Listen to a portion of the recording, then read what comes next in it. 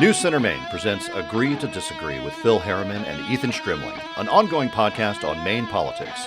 Phil, a Republican, and Ethan, a Democrat, are two of Maine's most well-known and respected political analysts. Every week and sometimes daily, get new episodes discussing all things political and how it affects Mainers like you. And now, here's Phil and Ethan. Welcome to episode 14 of the Agree to Disagree podcast with Phil and Ethan. Ethan on CENTER Maine from now until Election Day. Philip, how are you this morning? Late night last night watching the debate? I am fair to partly sunny today. We have got the hits just keep on coming for us to talk about. It's fascinating as we move into the last, 26 days before the election, how many things are influencing how people are going to vote. Can't wait to get into it. Yeah, this is like when everybody saves up all of their best stuff right for now. Everything else is laying the groundwork. Races start to tighten. This is what campaigns are all about, those final 30 days. Well, let's talk about the priorities that we established to talk about today. What do we got? Well, obviously, we're going to talk a little bit about Trump's COVID diagnosis, also his ending stimulus talks, and then kind of saying maybe stimulus talks. We'll go back and forth on that. We had the vice presidential debate last night. Going to try to dive into how Pence and Harris did. Also going to look at a new poll that shows Collins only 1 point behind, closest she's been in the entire race, really, since it started at the beginning of the year. Golden voted against the stimulus package. This is the second time he's done that. Talk a little bit about the politics of that, why he might have done that. Absentees now need to be in by 8 p.m. on November 3rd. That's what a court ruled. Postmark doesn't matter. We'll dive into that a little bit. We got a ton to talk about. So many issues. We'll get right to it. Well, you forgot the best part. Plus, your favorite, yeah. We play a little Love It, Hate It, or Wake Me When It's Over. And our producer, we call him Schoolsy, tells us how you did on the hot seat for the last week's Nailed It or Failed It. Trump let me down again, as he always does. But I think I did all right this week. But boy, I thought I was going to do even more. Well, let's wait for the official judge to rule. All right, that's fair enough. All right, Speaker of the House, I solemnly and sadly open the debate. All right, buddy. As everybody knows, Donald Trump was hospitalized with COVID last week. Beyond the current personal concern for his health and the health of those around him who have contracted the virus, Phil, what do you think is the impact of this diagnosis on the race? Well, I see two things. One, the people who have nothing but disdain and hate for Trump have just amped up their emotions even more. They're going to go vote like they were going to anyway. But I think in a unique way, Trump, through his perseverance, if you will, or his intestinal fortitude, demonstrated that at 74 years old, had contracted the virus, has beat it back, got back in the helicopter, flew back to the White House, got back to work. And as we are putting our thoughts together on the podcast, he's made it very clear that he is ready to campaign again. I think that's going to attract some people who say, the guy's got grit, he's got courage, and maybe I should vote for him. Boy, I don't see it that way. I have to say, I think that his handling of the virus in general sort of got exposed even more by how he handled it in terms of his own situation. I would say that when he first got the COVID, I said, okay, this will be interesting. There is always usually an approval bump, a sympathy bump when somebody gets sick, as there should be. But I think he really did not underestimated kind of where the American people are. Number one, the American people very frustrated with how he's handled coronavirus. So his getting it a lot less sympathy from people because he's been so reckless in his own behavior and in terms of the people around him. But the way he behaved once he got it, in terms of taking his little tour outside, while he was in the hospital, endangering his Secret Service agents, and then walking into the White House, taking his mask off when there were other people around him who were wearing masks. I think this reminded the American people that Donald Trump has not taken this virus anywhere near as seriously as he needed to. Well, the other side of that conversation, Ethan, is that for as many people who say we're all in this together and we have to lock down our economy to make sure that we're all safe, the other side of that conversation is there's people out there who say, you know, we're not all in this together. If I'm a small business owner name the town of Maine, and I've had to shut down, but if I'm one of the big box stores and I was considered an essential business and they're thriving, there are people who don't feel like they are in this together. And there's a growing conversation out there of people who say, look, the facts are now very clear. We have to make sure that people who are elderly with a dual diagnosis are separated and isolated, but the rest of us should get back to our normal routine. And I think he's speaking for them, Ethan. Yeah, but the numbers just aren't showing that. I know you say that. I've heard it before from you, but I think everybody out there does feel like this is an important moment for us to be united in what our response is. United in our response doesn't mean you treat everybody the same, but it is that you recognize the seriousness of it. And Donald Trump politicized this from the very beginning. He had disregard for the impact. He was reckless. And I think that's being reflected in the numbers that are showing him continue to spiral down. Well, the impact, Ethan, is clear now. It's on people who are elderly, who have another diagnosis of heart disease or cancer or diabetes. Those are the people who are truly in harm's way. The statistics show that the rest of the population has a 0.04% chance of having this be a mortality event. And there's growing evidence out there that the more we get the herd immunity, the sooner we can get this virus behind us. Well, it's not just mortality, remember. I mean, there's lifelong damage that occurs to people when they get this, number one. But number two, yeah, it is our elderly who are getting wiped out by this. And our elderly come in contact with people of all ages. And that's why we have to make sure that people of all ages are being careful. And Donald Trump is in the category of high risk. So people saw him taking risky behavior. He got nailed for it. It's not going to help him. Okay, Ethan, Kamala and Mike took the stage and embarked upon what may be one of the most consequential vice presidential debates in memory, with their respective candidates being 78 and 74. Strim, how do you think they did? Well, it may be considered one of the most consequential, but probably also one of the most boring. It was not particularly exciting, but I would say that's exactly what each campaign was looking for. They did not want to, first rule of vice presidential debates, do no harm. Make sure that you don't come out in some way that people all of a sudden don't want to vote for your opponent because they think you're not qualified. I think both of them stood up and did a good job in terms of saying how they are qualified and that they will serve the person that they are working with well. I would say Kamala did a decent job of really trying to make sure what Biden's record was and defending, the one place where Pence tried to go, which is drive a wedge between them. I think Pence was warm and he came across that way. Didn't do as good of a job, if I were one of his advisors, of really trying to boost Trump, which is what they desperately need.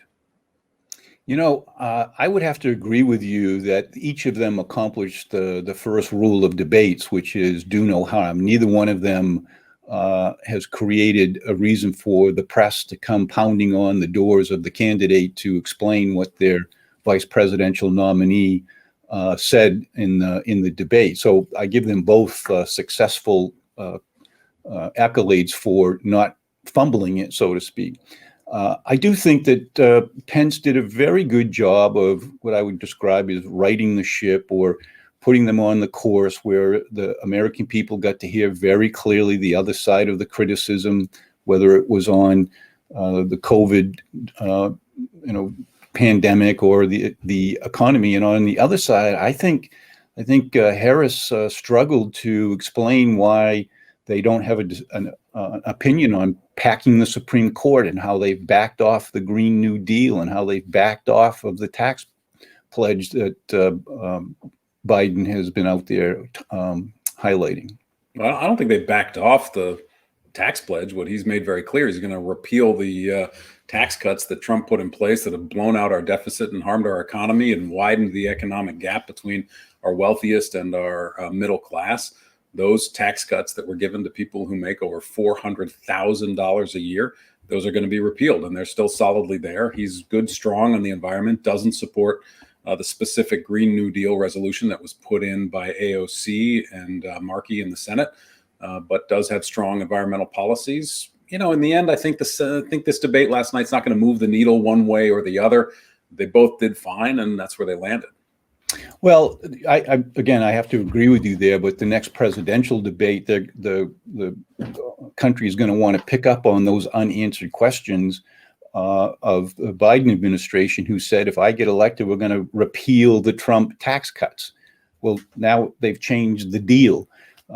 They were for the Green New Deal. In fact, it's in their campaign website, and now they're backing away from it. They were for getting rid of fracking, and now they're recognizing that the campaign in Pennsylvania is too close for them to make that determination to get rid of it, because they might lose the state of Pennsylvania. I think people are beginning to ask themselves, well, where does Biden actually stand on these issues that if he gets elected, he's going to highlight? People, I think, are saying, well, which is it, Joe? That gavel is no fair sometimes, man. I had so many good responses to you on that stuff. Carry on. We got it. Woolsey's just killing me here. The train's got to run on time. All right, buddy. Our next issue, no stimulus for you. Trump says the economy is fine and the federal government does not need to provide any additional stimulus to American families, businesses, and our state governments. Collins, on the other hand, is saying we need to get something done by the election. Phil, who's correct? I actually think they both are, in the sense that. Come on, buddy, look Collins, at you. Come on now, let me have the floor. You sound like Trump in the debate. Or Pence. I think Senator Collins is absolutely right. There needs to be some direct stimulus to American families. As you have said so many times, people have been living off of the extended unemployment benefits and the first round of stimulus checks to pay their mortgages and their rents and put food on the table. And I suspect that support is quickly running out of fuel. And I think Trump is right in the sense that why should we, the people of Maine, go have our future taxes or our share of the debt increase to go bail out states that have financially mismanaged their affairs for decades? And this notion that we've heard our own governor say that towns and cities are going to be devastated. And I ask myself, well, towns and cities fuel their government through property taxes and excise taxes, and they get a piece of revenue sharing and from the sales tax, and they get funding from the state government for some of their school expenses. I don't sense that this is a crisis in the municipalities. Maybe it's coming, but so far, I've not had any reason to think that is the case. And if we did see that as imminent, you would think the governor would call the legislature into session to do something about it. It was remarkable that Trump comes out one day and says, we are not going to move forward on the stimulus. Remember, this was 3 or 4 days after, when he was in the hospital, he was saying we need a stimulus. Then he says we don't need a stimulus. The stock market plummets. And then he immediately comes back out stuttering, saying, oh, wait a minute. Yeah, we need to get something done. Susan Collins, of course, pushing hard, because I think it is a huge problem for Republicans if a stimulus does not get done. It is now clear, if it doesn't get done, who's to blame for that? Before you could have said, okay, both sides, nobody's getting it done, a pox on both their houses. But now it is Trump who has said, I'm out. And that has made it much more problematic for Republicans. That's why I think actually his saying we shouldn't do it has kind of motivated some of them to say, okay, now we better get something done because we're going to get the blame for it. But make no mistake, they absolutely have to get something passed. Our economy is desperate for an injection. Most economists you read say the worst idea is to do nothing. I think, if Trump's going to lose and Biden gets in, I think Pelosi understands that ultimately something will happen. But giving 3 months until that happens, terrible idea for Maine businesses, terrible idea for Maine workers. Well, if that was the case, why wouldn't Nancy Pelosi in the House meet the Republicans demands that the stimulus package go from 3 trillion to 1 trillion, get something done that they know that the president would sign. Why wouldn't they do that for all the reasons that you've just announced?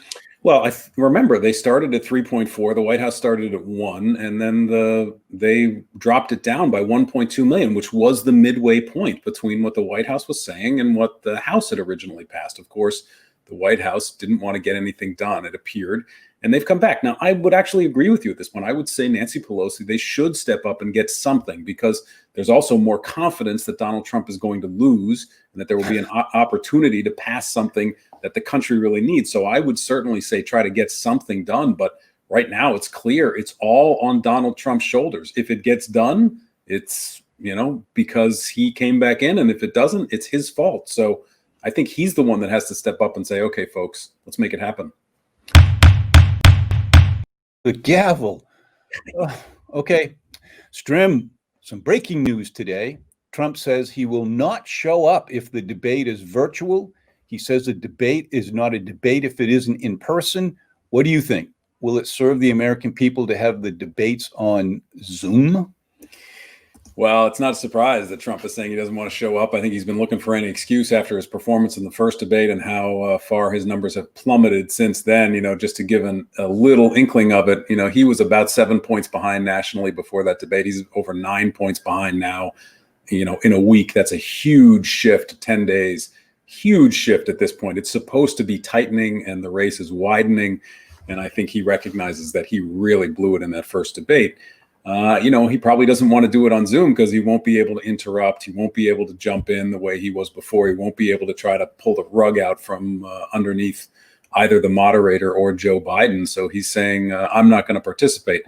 It will be interesting to see if he actually does not participate or if this is just some way to try to,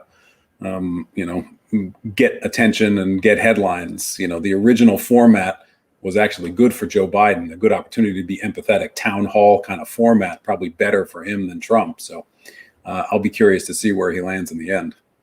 Well, as someone who spends a good part of my day over the last 6 months on Zoom, as we are now, there is something lost in the energy and the filter of the internet versus being live in a forum.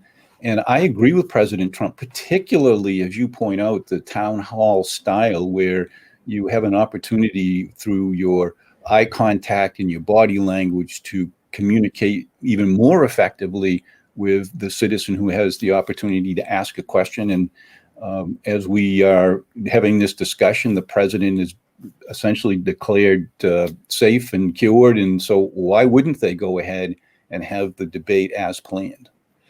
Well, I think it's on his shoulders, and I think that's part of why he's going to get blowback. I mean, he got sick because he was reckless, and so they have to change the format because it's really unclear as to when he got his first positive test, right? When was the last time that he tested negative? We don't really know at this point. And if it is the day that he says, that means it's exactly the number of days they need before the next debate with no wiggle room, meaning he wasn't exposed again or anything. So I think they have to do this. Of course, I agree with you. Zoom is nowhere near as good as doing it live and with people there, but the health of the American people, the health of the people in the room is paramount. And so we can't put their lives at risk. And if we have a substitute, which isn't as good, but which will certainly get us 75% of the way there in terms of hearing what their ideas are, then we should move forward with it. Here's where I come down. If the president has gone through the protocols of, declared virus free and everyone washes their hands and wears the mask and socially distance, as we've all been lectured to do, why wouldn't we, just for the sake of the importance not only of the debate, but the optics of our two candidates for the president actually living and working in the environment upon which the experts say it's safe to do so?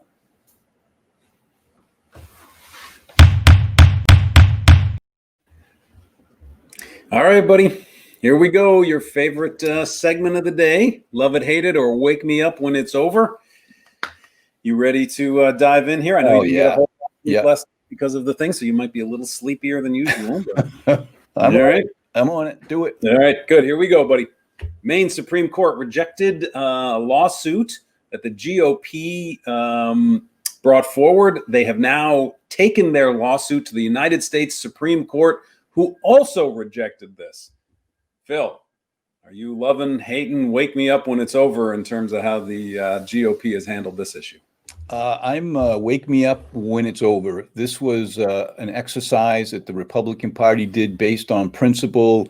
Arguably, depending upon who you listen to, there was technicalities, so to speak, in why they weren't approved by the Secretary of State. The Supreme Court is the final resting place of judicial decisions. They've rendered their verdict. Make me up when it's over. Maine Superior, not Supreme, Superior Court ruled that absentee ballots arriving after Election Day, but not received by the time City Hall across the state close, cannot be counted. You loving this, hating this, or shall we wake you up when it's over? Very disappointed, hating it. Look, every ballot should be counted if it is cast before Election Day ends. And that's how military ballots are handled. That's how all ballots should be handled. If you get your vote in and you get it into the post office, that's a government agency. That shouldn't be any different than dropping it off at City Hall. And there's a postmark before 8 p.m. on November 3rd. Your vote should count. Definitely hating it. A Supreme Court charge by the Democrats on this one. What's that? I wonder if there'll be a court case on this one. There's been a bunch around the country, but I don't know if there'll be a court case, just trying to get legislatures to change the rules. All right, buddy. Former U.S. Senator and Defense Secretary Bill Cohen has officially endorsed Jared Golden. That would be Jared Golden with a D at the end of his name for re-election. Phil, Bill Cohen's your buddy. You loving it? You hating it? You can wake me up when it's over. Yeah, I'm hating it for a couple of reasons. First of all, it was the 2nd Congressional District Republicans that put Bill Cohen in office to build this illustrious career that he's now living off a rather generous pension fund from. You would think that he would have at least stayed out of it, but instead chose not only to endorse Joe Biden, but now has endorsed Jared Golden, which, just the raw politics of it. It's a great campaign message for Golden to demonstrate that he can attract people from across the aisle to support his campaign. But I'm hating it. All right. Speaking of Representative Golden. Oh, whoops. I'm sorry. That's you, buddy. Yes. It's all right, buddy. Representative Golden split with the House Democrats and voted against the pared down stimulus package. You loving this, hating it, or shall we wake you up when it's over? Wake me up when it's over. I mean, I get there's some jockeying going on here. I would have rather that Golden voted for it. I understand he's in a more conservative part of the state. He probably knew that thing wasn't going to pass. He's waiting to hold his vote until there is actually something that's bipartisan. So hopefully Donald Trump will actually make sure something happens, because we may all be sound asleep by the time it actually occurs. So. The U.S. Senate race in Maine has been classified as the most negative race of the year, with nearly 2/3 of ads being categorized as pure attack. Not even a little bit of nice. Phil, you loving this? You hating this? Or wake me up when it's over?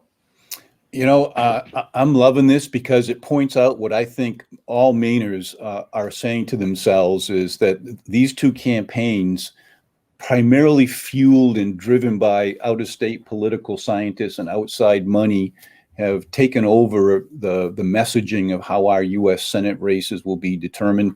I'm hating it because, frankly, it's unbecoming to both candidates. And I've noticed, and perhaps you have as well, that the Collins campaign has turned to the positive side in the last several days, and hopefully that will continue. Strim, a new poll shows Senator Collins just 1 point behind Sarah Gideon. Woohoo! You loving this, hating it, or shall I wake you up after the election? I'm hating it, buddy. I'm hating it. But let me just say, it's not surprising. I think everybody thought this thing was going to tighten. Yeah. You know, the leads have been 4 to 9 to 10 points, so nobody expected that. I do think that the one troubling thing for Senator Collins continues to be that she is in the low 40s. She cannot get even above 45%. And in order to win a ranked choice race, she is going to have to get 50% ultimately. And so far, she just can't find those people. So Gideon dropped back a few points, not unexpected with all the negative attacks. But yeah, this one's going to be a nail biter.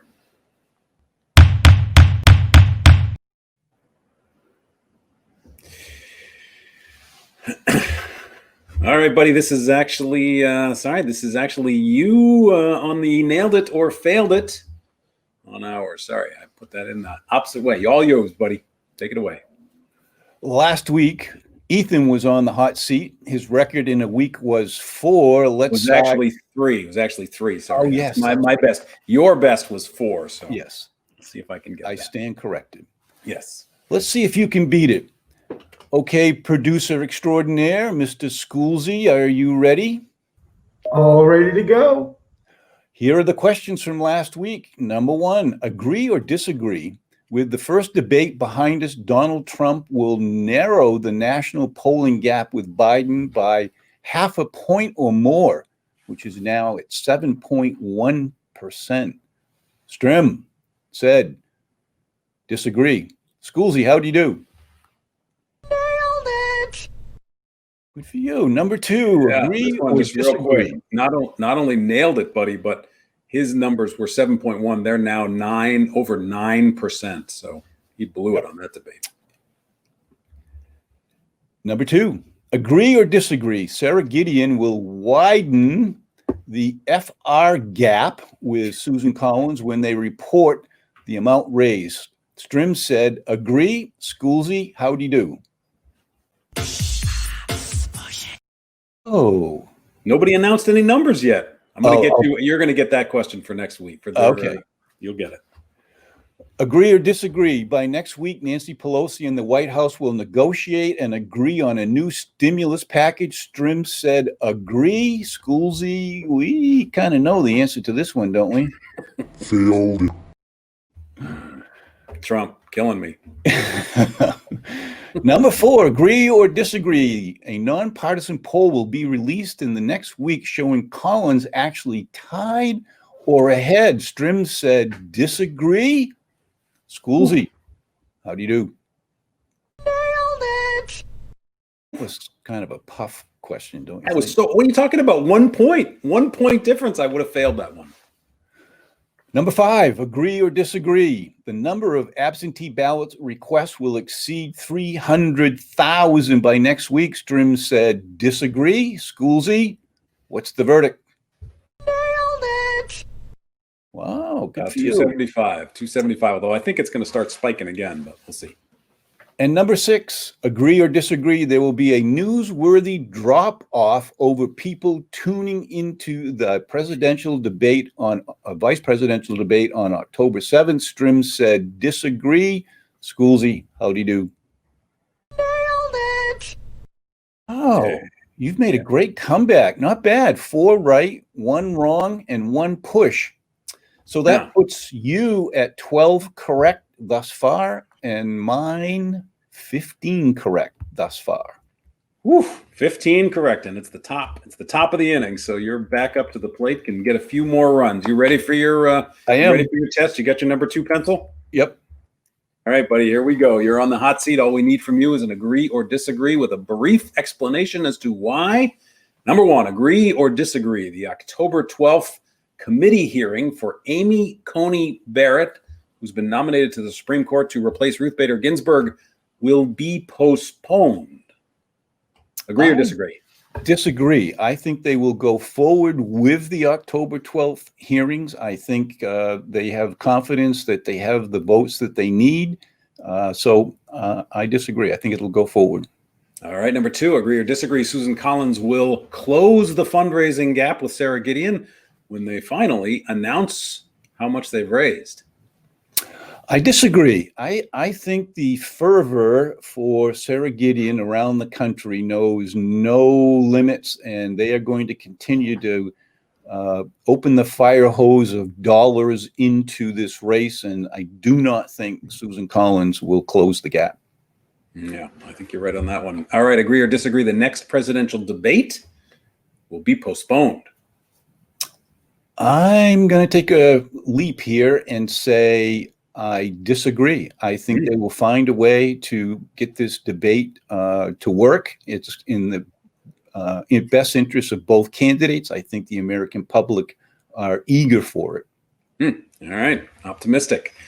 All right, agree or disagree. Here we go on the same question. The next U.S. Senate poll will show Susan Collins ahead. Last one showed her only 1 point back. Are we going to get a public poll showing her up? I'm not sure which poll we will refer to. It'll be it has to be nonpartisan, can't be either campaign. So like a newspaper or, one of the national pollsters coming in. I'm going to say agree. I think the turn that the Collins campaign took this week with people like Bill Green and the retired military person are beginning to show from Mainers that Susan Collins isn't this monster that the Gideon campaign has portrayed her to be. And I think you're going to see a poll showing her a little bit ahead. All right, last but not least. Oh, no, sorry. Number 5, agree or disagree. Sarah Gideon, did you see these, Phil? The Democratic Party has put up signs that say they're promoting Collins and Trump. So the question is, do you think that Sarah Gideon will call on Democrats to take down these signs in the next week? I disagree. I think particularly in the 1st congressional district, that, how shall we say, subliminal psychology that the Democrat Party has put out there with these signs will continue to be seen. All right. And last but not least, agree or disagree, Governor Mills will announce dramatic layoffs if Congress doesn't act soon on a stimulus package. I disagree. I think there is another week left for the House and Senate and parties and president to at least get some stimulus package directly to American families. And I think she will hold off that in the next week. All right, buddy, that's it. You're in the books. I think you're going 0 for 6. The clock has run out. The buzzer is sounding. Okay, Ethan, as we do each week in honor of Maine's bicentennial year, we answer and ask a Maine political trivia question. Here is last week's question, which you provided. The question was, which party was in the majority when the income tax was first enacted in Maine, and by what margin did the people of Maine reject the people's veto that tried to repeal the income tax? Now, I know you know what party was in the majority, because there was only one party in the majority back in those days. Would you like to say it, or would you like me to say it? No, I'm going to take my medicine. It was the Republican Party that worked with a Democrat governor to pass the income tax. The people used the veto power that they have via the Maine Constitution to overturn the legislature's act, and it failed. It failed by 2/3. It was 2-1. The business community tried to repeal it, and they failed. And, I always love this question, because when people ask, it was the Republican Party back in the day, when I think the Republican Party was a little more fiscally responsible, put the income tax in place to balance out the tax code. Funny little story about this. Back when LePage was doing LePage's thing, I was at some event in Lewiston, and he noticed me in the front row, and he somehow or another, signaled that I should stand up. We had a little bit of a rapport, just like you did. He would come on our shows and stuff like that. And he was like, Senator, do you know what party the governor was who implemented the income tax? And I said, yes, of course. And he said, and did you know where that governor lives today and why he lives there? I said, yes, Governor, I do. He lives in Florida. To which I then said, but did you know that the people actually voted on that and they supported keeping the income tax by 2/3? So he grumbled off in his way. So, well, let me add to that, because I have the pleasure of knowing one of the authors, one of the lawyers who wrote that income tax legislation, who today questions whether that was a good idea to implement the income tax. Just saying. Based on what? Saying why is it the way it was implemented, or that no, the fact that it is turned into a tool that has motivated those who have the ability to be mobile to change residency. I see. As a disincentive for people to stay in Maine. I see. I don't know. I think we got a lot of retirees up here. They seem to be coming here just fine. So, but all right, buddy, we got another question this week. All right, who was governor when Earth Day was first celebrated? So you'd have to kind of know two things on this question. When was Earth Day first celebrated? And you'd have to know who was the first governor. Were you at that first Earth Day celebration? Were you out there with all your buddies in the peace sign and a little tie-dyed shirt? I actually was. I think I was in 7th grade. All right. Were you a liberal in 7th grade? I was a Kennedy guy in my younger days. Nice. When did you go over to the dark side? Actually, when my grandfather Edward was elected to the Maine legislature, I think it was in 1964 or 66. And my grandfather served, believe it or not, with John Martin, who is still there. Yes, I know. And he was a Republican, I take it? Yes. Your grandfather? All right. Yes. Excellent. Yes. Good. Nice Well, little that's background. a wrap, folks. Okay, Donald, tell us, how'd we do? And you are fake news. You are fake news. All right, my friend. We'll see if we got a presidential debate next week. Should be fun. I can't wait. All the best. See ya.